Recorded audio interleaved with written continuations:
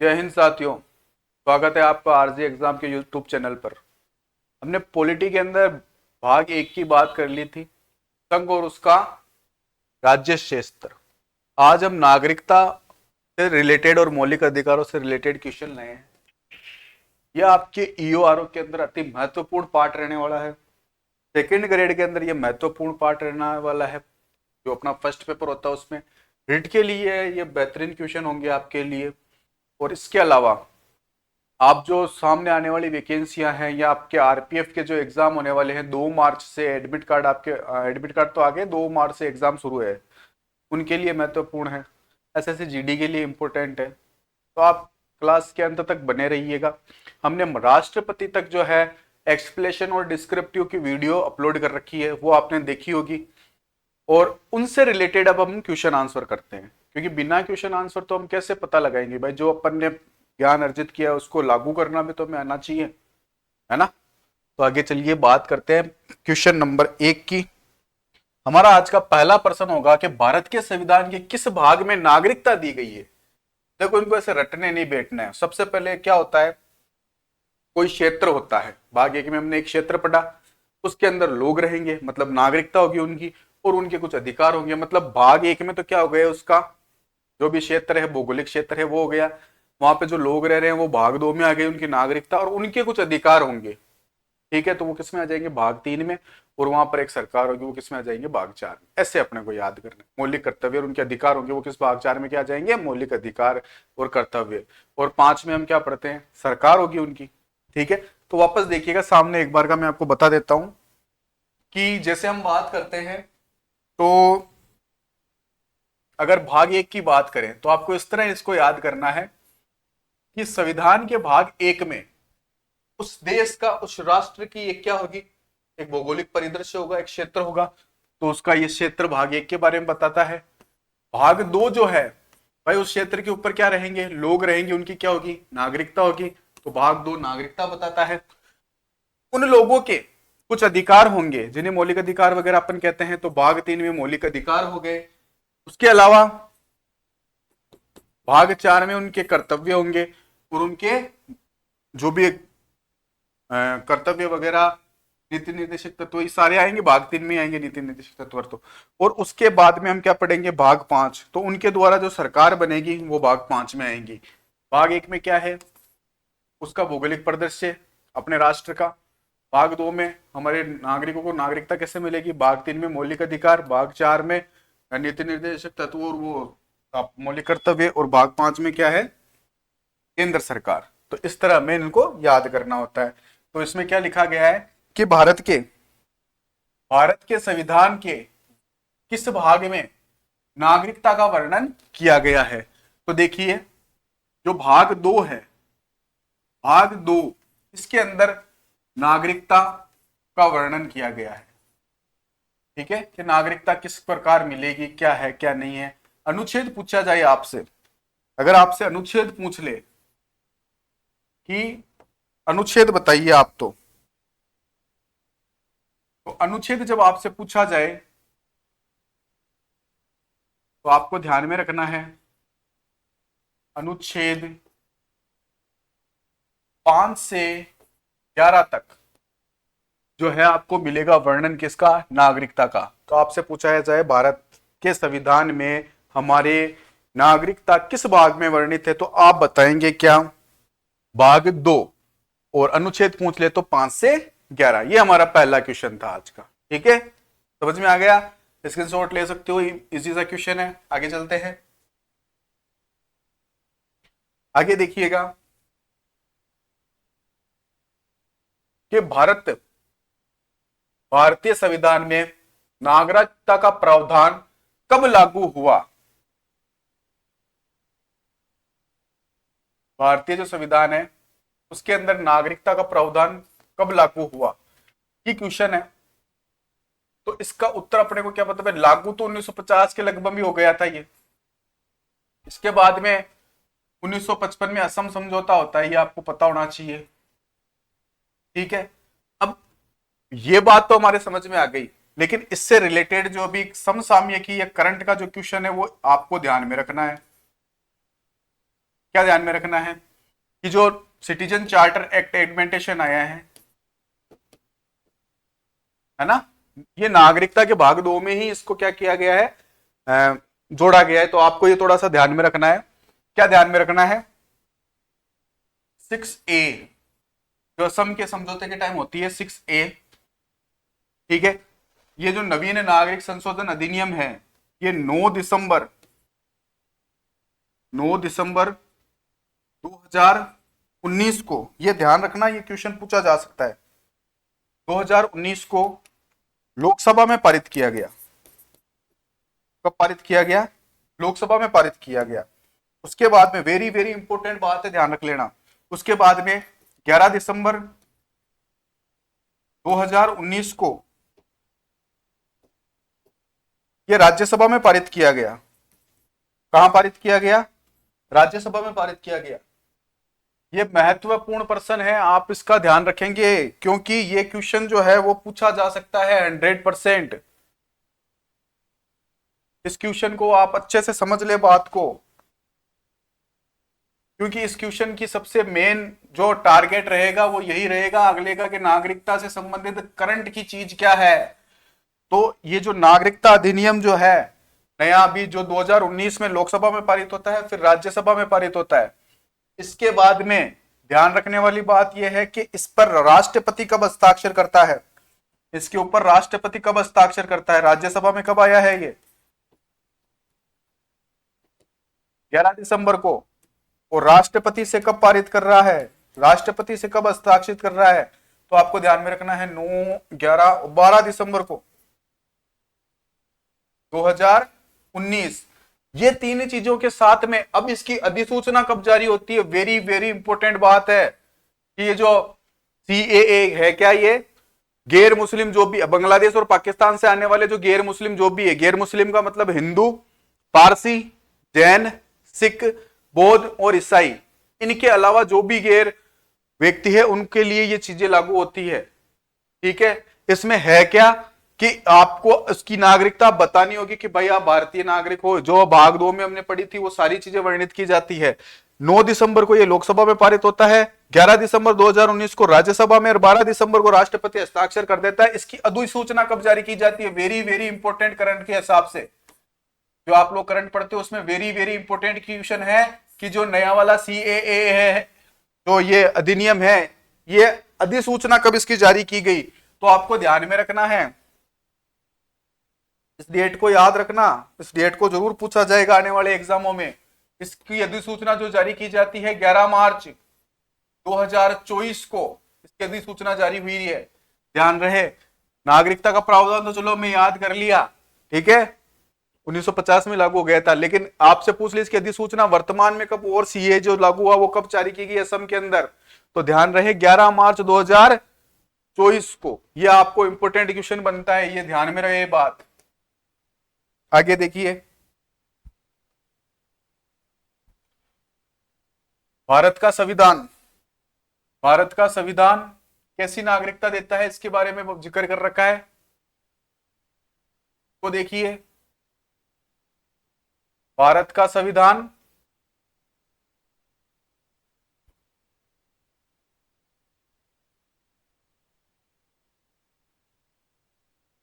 भारत का संविधान एकल नागरिकता प्रदान करता है, बिल्कुल, सिर्फ हमें राष्ट्र की नागरिकता है, हम भारत के लोग हैं।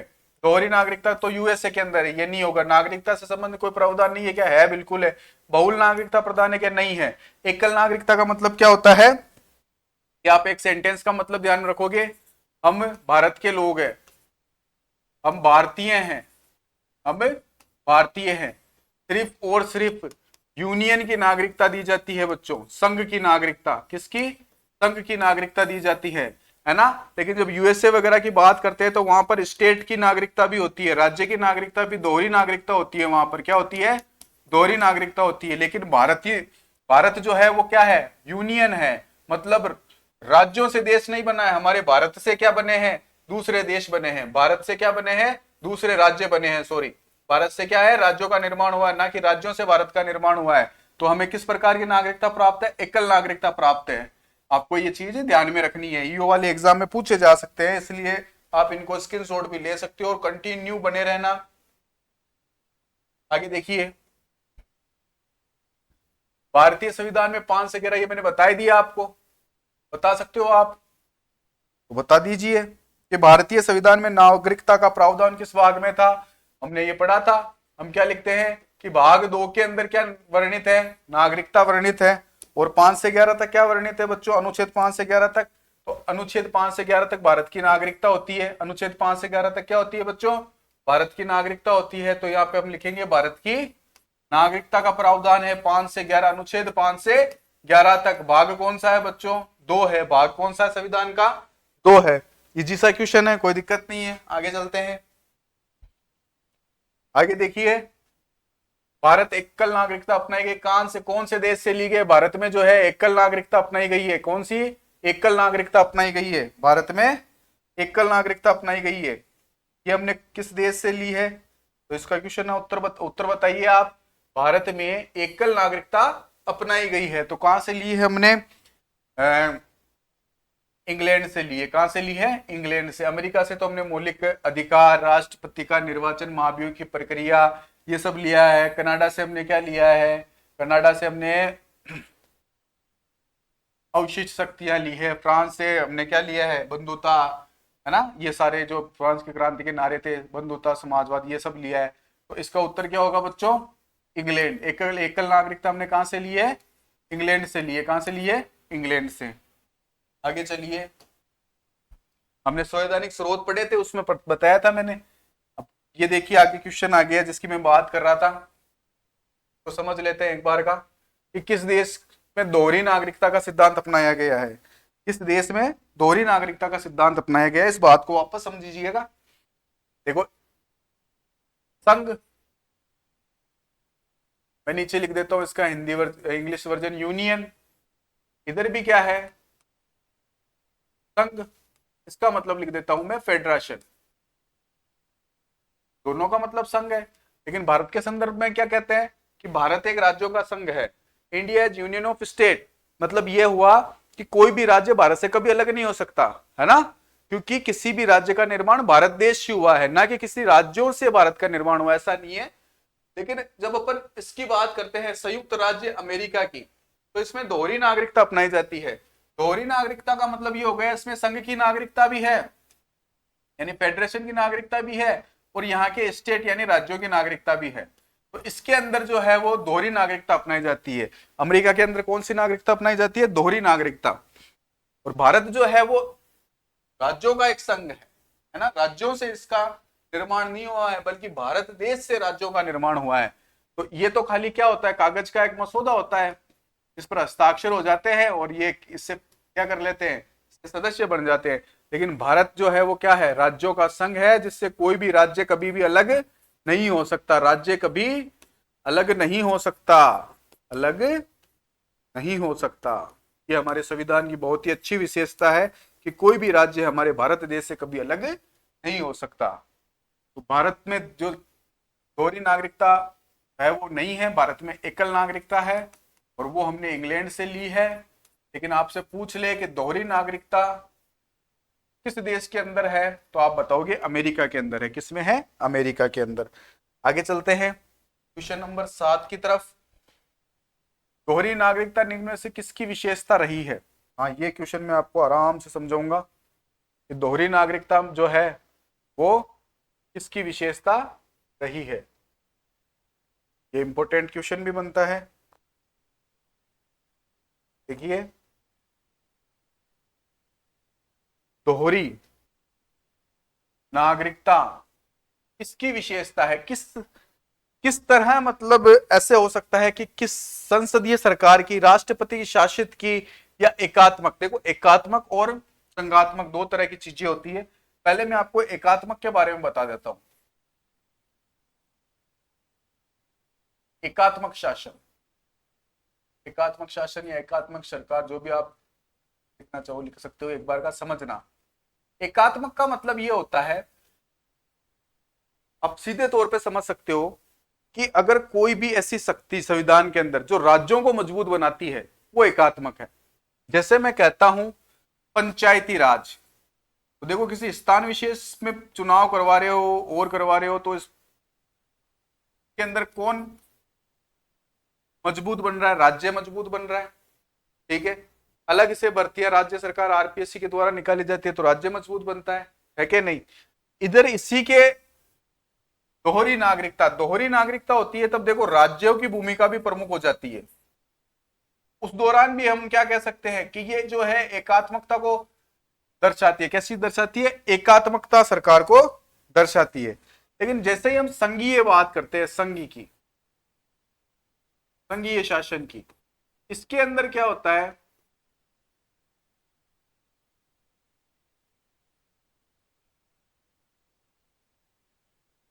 एकात्मक का मतलब होता है जो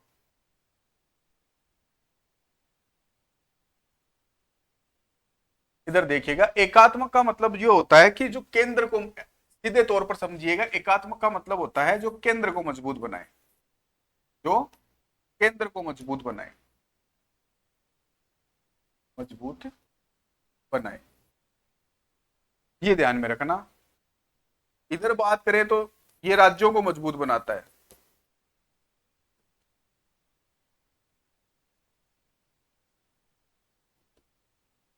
अब जो भी विशेषताएं होगी संविधान की, उसमें अगर जो केंद्र मजबूत बन रहा है, जैसे समझो बात को, केंद्र को मजबूत बनाने के लिए बात करते हैं हम राज्यपाल की नियुक्ति से, तो राज्यपाल की नियुक्ति केंद्र के द्वारा की जाती है। तो कौन मजबूत बन रहा है? केंद्र मजबूत बन रहा है, इसका मतलब शासन कैसा हुआ? एकात्मक। लेकिन मुख्यमंत्रियों के निर्वाचन के द्वारा विधानसभाओं के चुनाव होते हैं, उनके निर्वाचन के अगर जो सरकार बनती है उससे संघ भी तो मजबूत बनता है, राज्य भी तो मजबूत बनता है। तो देखिए दोहरी नागरिकता अगर मजबूत होगी तो संघ ही तो, संघीय सरकार के लिए ही तो फायदेमंद है। एकात्मक का मतलब होता है जहां केंद्र को मजबूत बनाया जाए, तो इसमें दोहरी नागरिकता का अर्थ क्या हुआ? संघीय सरकार। आगे देखिए, एक नए राज्य गठन की शक्ति निहित है। नए राज्य को बनाना है, आप कहते हो कि मुझे नया राज्य गठित करना है, इतने राज्य गठित होते ही हैं, तो ये जो नए राज्य है इनकी एक शक्ति किसमें निहित होती है? गठन से रिलेटेड।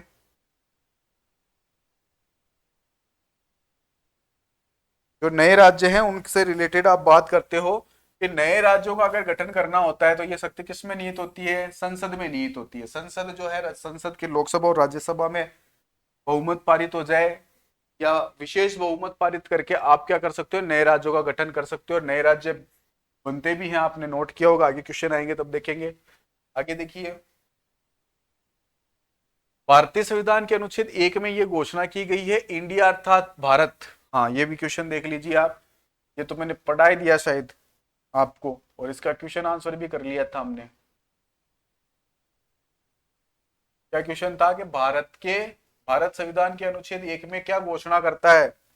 बता सकते हो? सिंपल सा क्वेश्चन है कि क्या है? भारत एक राज्यों का संघ है। भारत क्या है? एक राज्यों का संघ है। भारत क्या है? एक राज्यों का संघ है। आगे देखिए,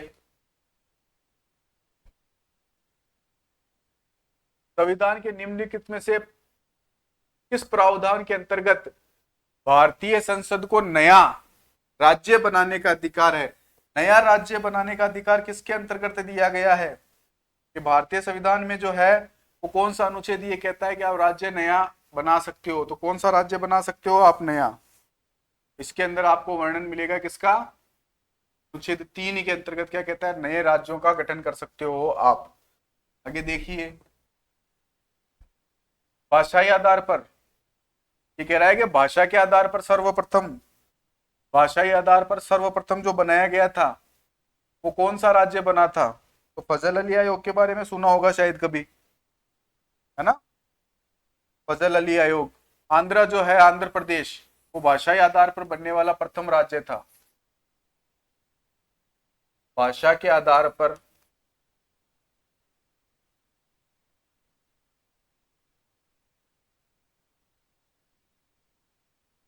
बनने वाला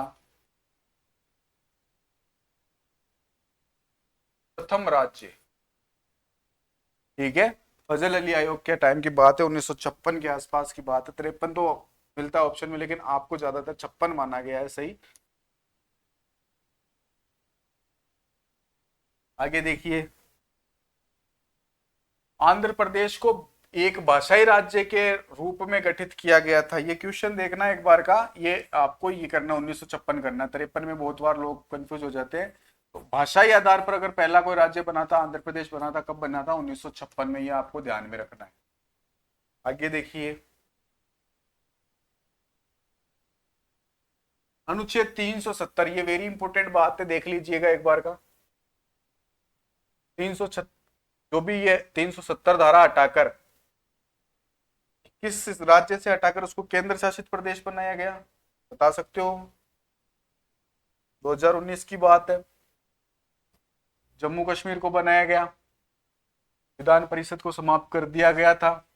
और अभी आपको पता ही है जम्मू कश्मीर के अंदर जो है पहले व्यक्ति है उमर अब्दुल्ला। क्या नाम है? उमर अब्दुल्ला। उन्होंने संविधान के समक्ष शपथ ली है। मुख्यमंत्री है ये जम्मू कश्मीर के। संविधान के समक्ष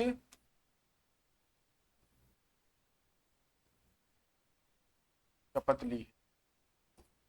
उमर अब्दुल्ला वर्तमान में सीएम है, ध्यान में रहे बात। आगे देखिए, मध्य प्रदेश को, ये देखिए आ गया प्रश्न, मध्य प्रदेश को राज्य कब गठित, मध्य प्रदेश का राज्य का गठन कब हुआ? ये तो बता सकते हो ना? राजस्थान का कब हुआ था? 1 नवंबर 1956 को। का भी कब होता है? 1 नवंबर 1956 को। ठीक है, 1 नवंबर 1956 को क्या होता है इनका? मध्य प्रदेश का गठन होता है।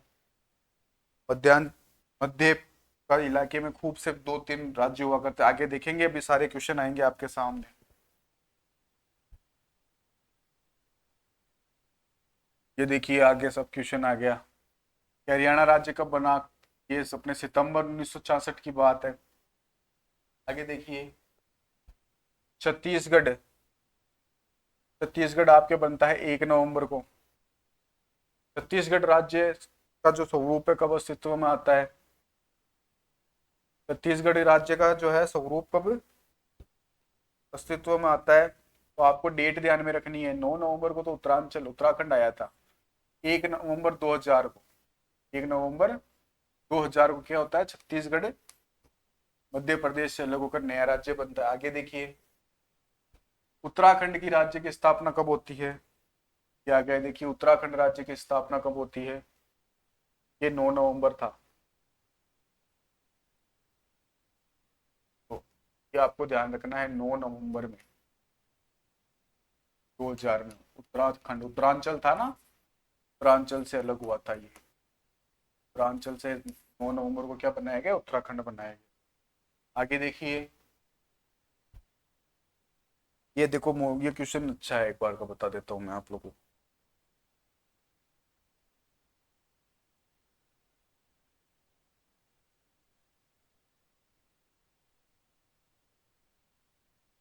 मौलिक अधिकार की प्रकृति कैसी है? देखो, मैं बात करता हूं मौलिक अधिकारों की, तो मैंने यहाँ पे लिख दिया मौलिक अधिकार। मौलिक अधिकार, ठीक है, काम आ जाएगा। इसको थोड़ा सा देख लो, यहाँ पे मैंने लिख दिया नीति निर्देशक तत्व। नीति निर्देशक तत्व है। क्या फर्क होता है इनके अंदर? तो देखो, मौलिक अधिकार जो होते हैं वो कैसे होते हैं? वाद योग्य होते हैं। कैसे होते हैं? इनके अलावा तो देखो इतना ये कठोर होते हैं, मानते हैं क्योंकि कोर्ट में जा सकता है मामला, तो ये वाद योग्य होते हैं। ये ध्यान में रखना है। तो मौलिक अधिकार कैसे होते हैं? वाद योग्य होते हैं। कैसे हैं? वाद योग्य हैं। इसका मतलब क्या है? ये पर्वतनीय है। कैसे हैं? पर्वतनीय। इन दोनों का मतलब क्या होता है, समझना बात को, कि अगर आपके मौलिक अधिकारों का हनन होता है तो आप कहां जा सकते हैं? कोर्ट में जा सकते हैं। आप न्यायालय की शरण ले सकते हैं। कहां जा सकते हैं? कोर्ट में जा सकते हैं। अनुच्छेद 32 के तहत सुप्रीम कोर्ट में जा सकते हैं, और अनुच्छेद 226 के तहत हाई कोर्ट में आप याचिका लगा सकते हैं। तो न्यायालय की शरण न्यायालय की शरण ले सकते हैं। किसकी शरण ले सकते हो आप? न्यायालय की शरण ले सकते हो अनुच्छेद 32 और अनुच्छेद 226 के तहत। अनुच्छेद 32 तो क्या कहेगा, सुप्रीम कोर्ट के ऊपर आप याचिका लगा सकते हो, और 226 क्या कहेगा, हाई कोर्ट के अंडर में आप याचिका लगा सकते हो अगर मौलिक अधिकारों का हनन होता है तो वाद योग्य का मतलब समझ गया, प्रवर्तनीय होते हैं। प्रवर्तनीय का मतलब आप न्यायालय में शरण ले सकते हैं, जाके न्यायालय में इसकी गुहार लगा सकते हैं, गुहार लगा सकते हैं। ये जन्मजात व्यक्ति को प्राप्त होते हैं। किस तरह प्राप्त होते हैं? ये जन्मजात होते हैं, आदमी को जन्मते ही ये आपके अधिकार आपको मिलेंगे। नीति निर्देशक तत्व क्या होते हैं? ये राज्य द्वारा लागू किए जाते हैं, थोपे जाते हैं, राज्य द्वारा लागू किए जाते हैं। ठीक है, ये वाद योग्य नहीं होते।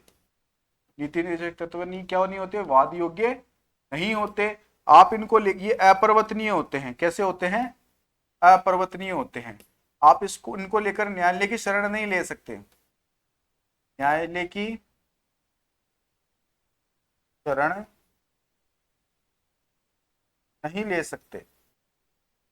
ठीक है, तो ये एक मेजर डिफरेंस होता है मौलिक अधिकारों में और नीति निर्देशक तत्वों में, यानी डीपीएसपी और एफआईआर में।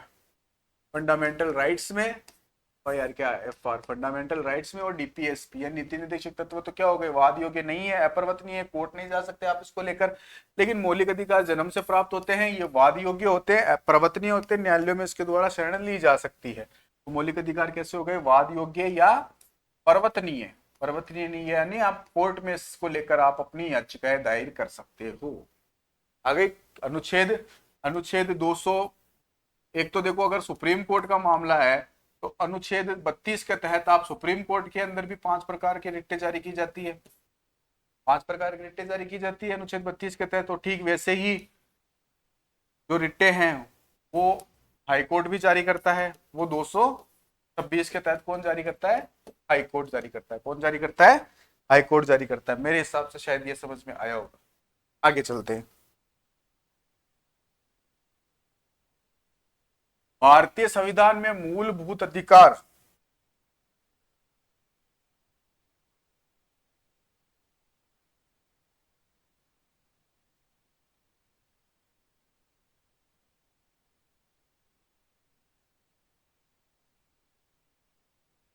भारतीय संविधान में मूलभूत अधिकार किस देश से लिए गए हैं? तो अमेरिका बताना है। सोवियत संघ से मौलिक कर्तव्य लिए गए हैं। क्या लिए गए हैं? मौलिक कर्तव्य। क्या लिए गए हैं? मौलिक कर्तव्य लिए गए हैं, इससे अधिकार लिए गए हैं। तो आपको उत्तर क्या बताना है? ए बताना है। आगे चलिए।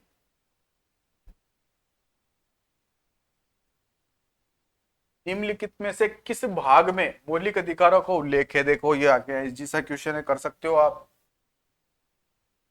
मौलिक अधिकारों का उल्लेख है।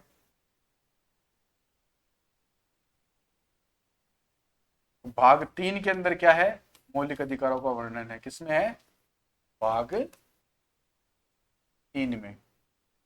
ठीक है, आगे चलते हैं। प्रारंभ में मौलिक अधिकारों की संख्या कितनी थी? ये देख लो भाई, ये मैंने पढ़ाया है वैसे आपको, वीडियो के अंदर पूरा बताया भी है। वापस समझ लो बात को।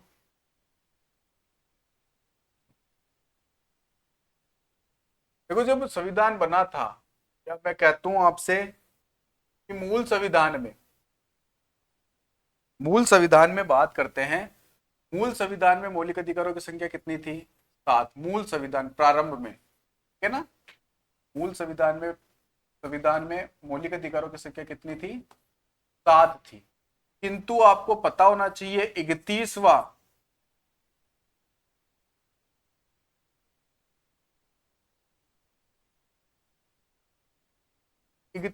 जो मौलिक अधिकार था, अनुच्छेद 31,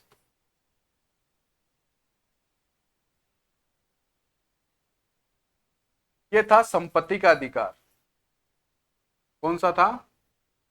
संपत्ति का अधिकार। संपत्ति का